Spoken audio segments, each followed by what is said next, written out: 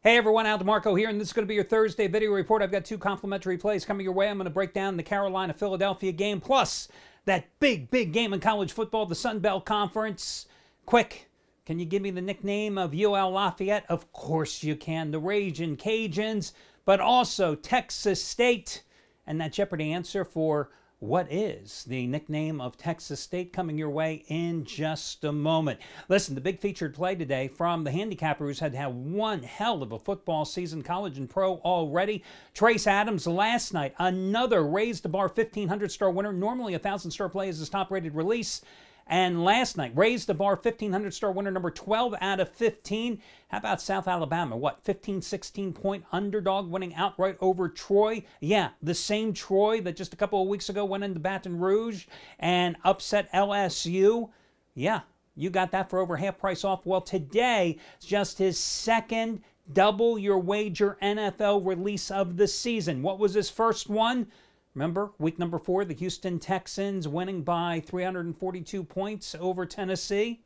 Yeah, well, tonight, Carolina-Philadelphia, his second double your wager NFL release of the season. And once more, you get it for over half price off simply by using coupon code DOUBLE, as I continue to prove to you that you do not have to spend big money to make big money. All the other discounts, promo codes, etc.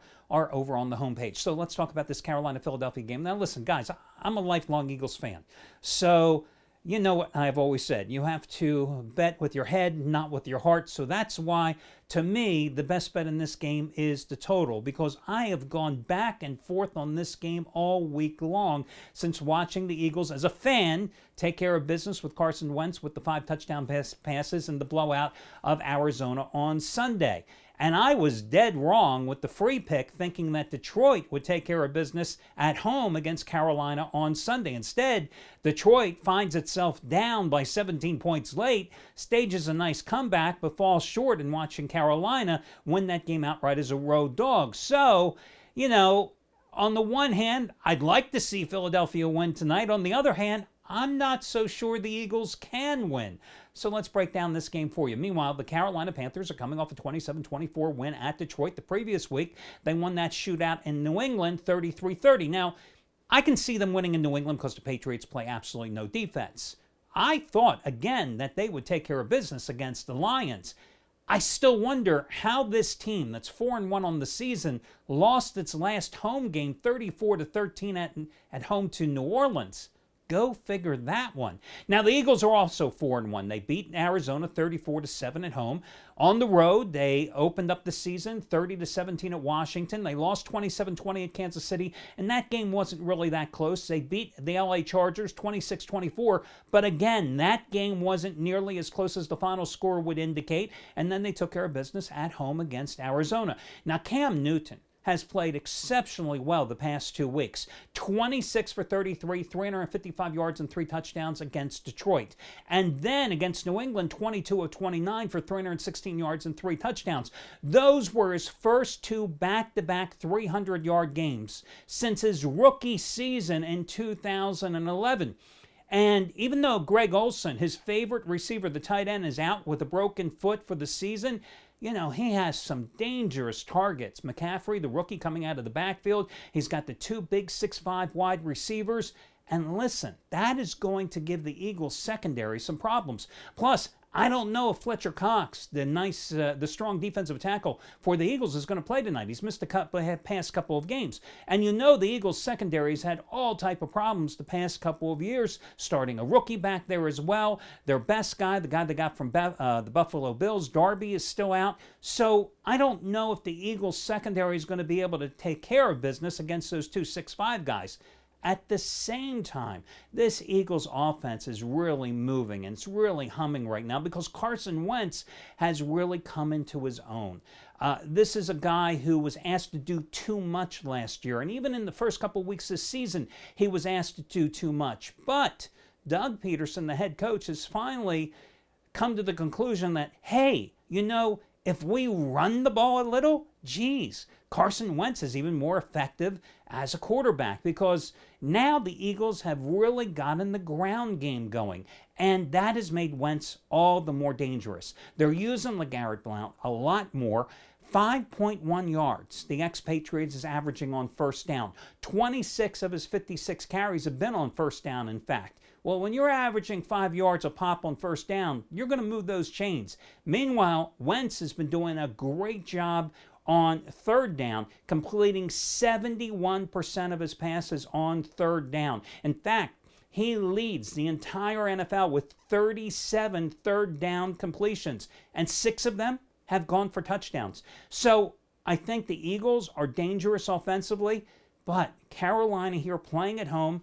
By the way, the weather report, you're looking at a 45 to 55% chance of rain throughout the game here tonight, so that could be problematic.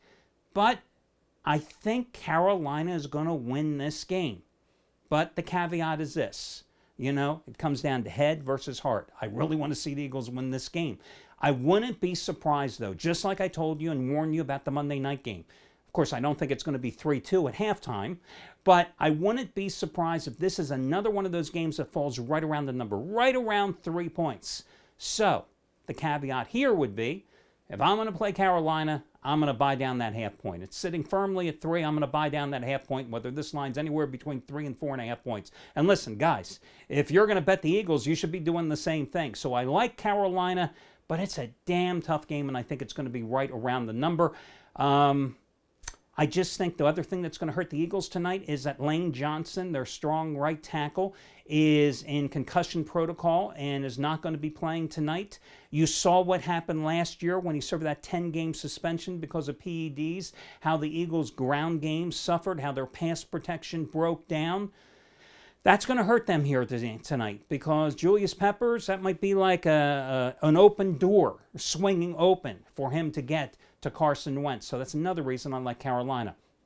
Let's talk about UL Lafayette, the Ragin' Cajuns against the Texas State Bobcats. And where do the Texas State Bobcats hail from?